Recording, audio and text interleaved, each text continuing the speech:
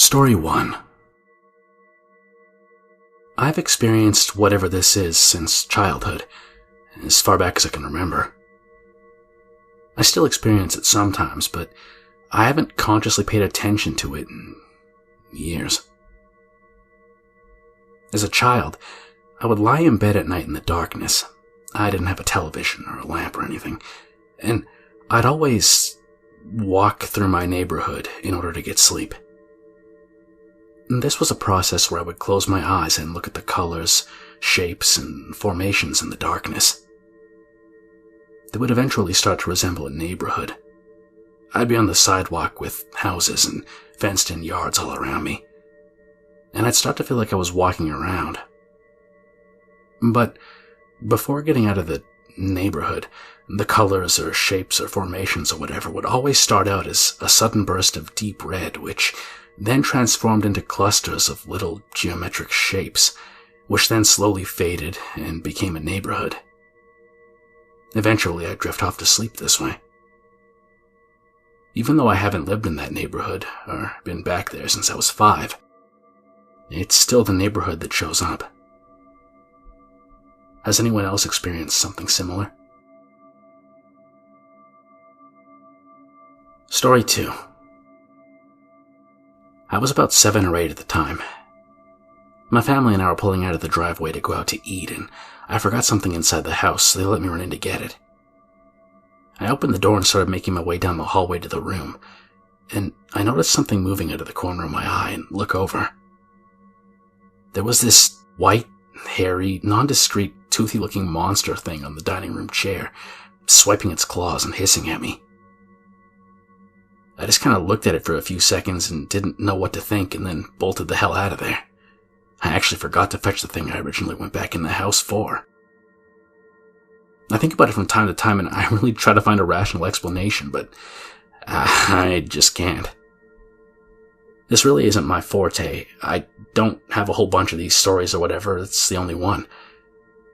And it was in a moment of pure lucidity, and at a time when I wasn't looking to get scared or see something. I was 100% preoccupied with fetching my item. I think it was a hat or something. I can't actually remember that, weird enough. But yeah. Story 3. Be me. 5 years old at the time. Brushing my teeth. Hear a voice in my sink drain. Scream for Mom.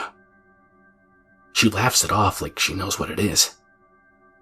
Over the years I ask her about that shit, but she just gives vague answers. I ask her today. She doesn't even remember it. Story 4. Spooky experiences. I don't really have any personally, but that's only because in those cases, I am the spooky one. Allow me to explain. When I was a kid, I was possessed often. I'm not conscious during these and was never able to recall anything while I was out, with the exceptions being the ones where I was half asleep, but those weren't exactly spooky either. Everything I know about these events was told to me by the people who were taking care of me at the time. For the cases where I got possessed, every time I came to, all I know was that everybody around me was freaked out to the point of chanting prayers and shit like they were, trying to exorcise me or something. They wouldn't get into detail about exactly what I was doing, but it makes me feel like I was doing some demonic shit or something. I would ask, but they never tell me. As far as how or why it happened, as an adult now and with the knowledge that I have today, I think it was because for some reason I was like a top quality container of sorts for the lingering spirits or demons in my area. Who knows? Story 5. Be me. Around 3 years old. We used to go to this uncle's house every few weeks with the family and spend a couple days there.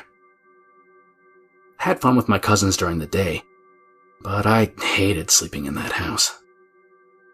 It was fine during the daytime, but I swear the room that I slept in smelled rotten at night. I could only stand it because my mom would sleep with me. I told my parents about it, of course, but they never smelled anything. You're having nightmares. The room smells rotten from before I go to bed, you idiots. Every time I brought it up, they just didn't pay attention. For some reason, I was convinced the smell was related to this huge Jesus Christ oil painting that was hanging over the bed. I was probably influenced by some horror movie I watched as a kid or something to think that. I don't know, but I can't remember when or why, but at some point we just stopped going there, and those relatives would never come to visit us anymore either. I haven't really asked, but my mother doesn't seem to know, and my father speaks very little about it. From what I gather, there was no sinister reason or anything like that. They just moved away. Nowadays, my sister swears that she can hear the furniture in my bedroom moving at night, from her bedroom, while I'm sleeping in there. But I never hear anything.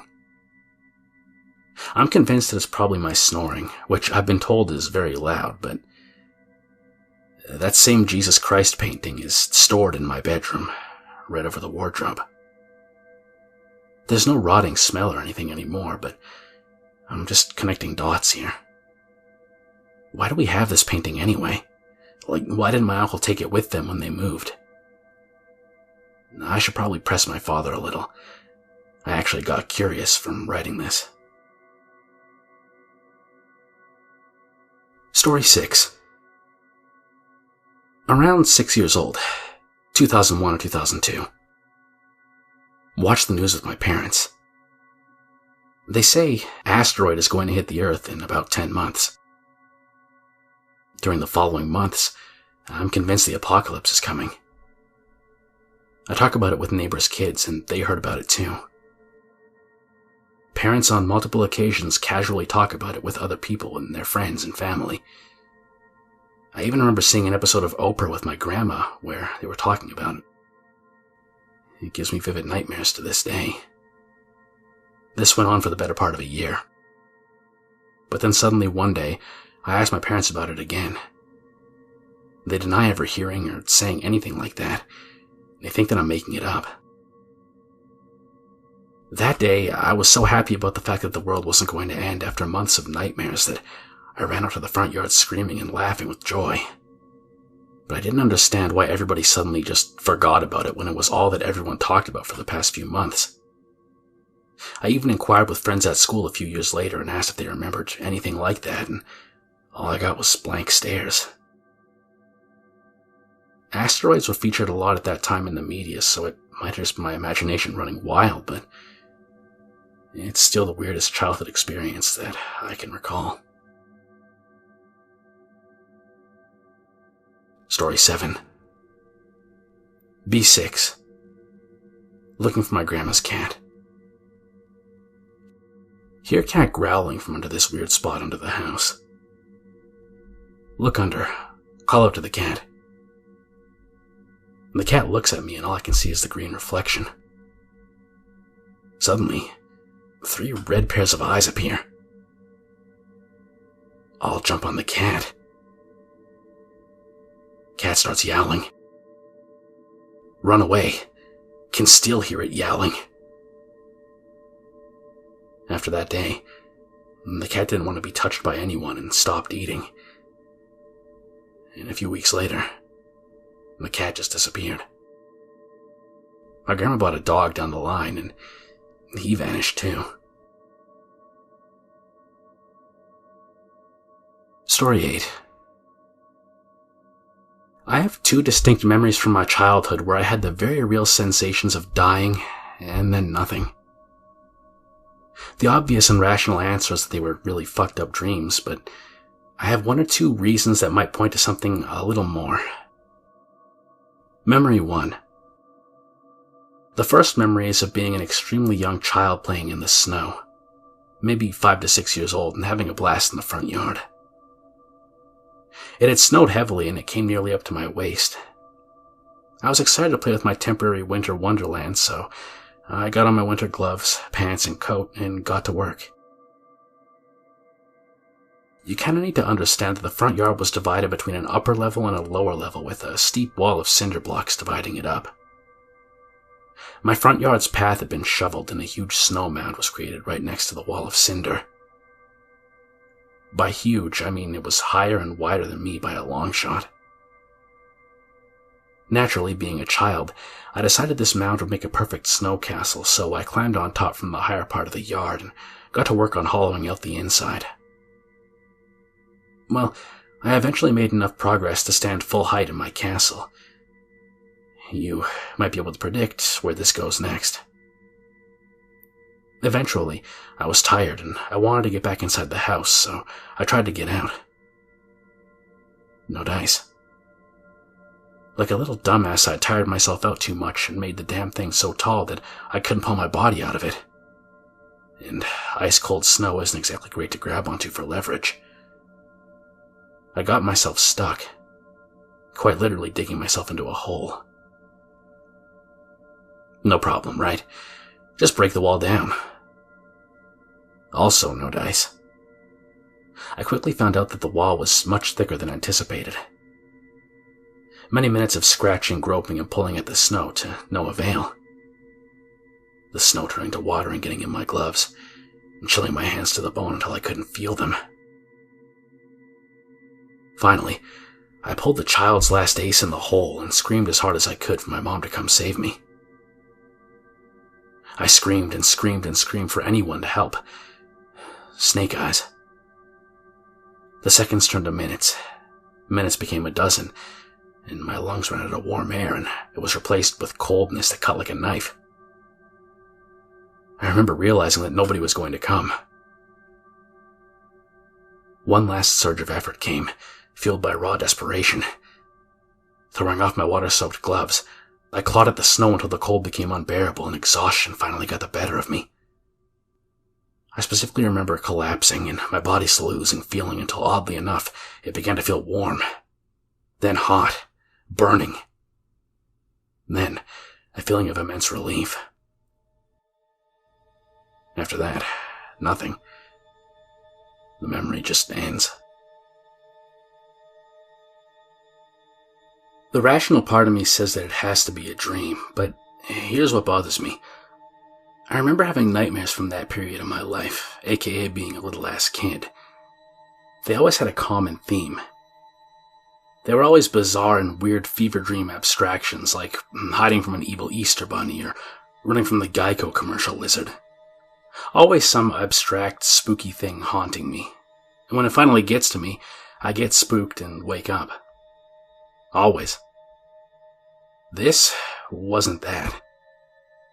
This was literally the experience of dying of hypothermia, not some spooky abstract monster chasing, no weird dream shit like a pink sky or orange snow, just making a snow fort, getting trapped and succumbing to the cold, hard truth of nature.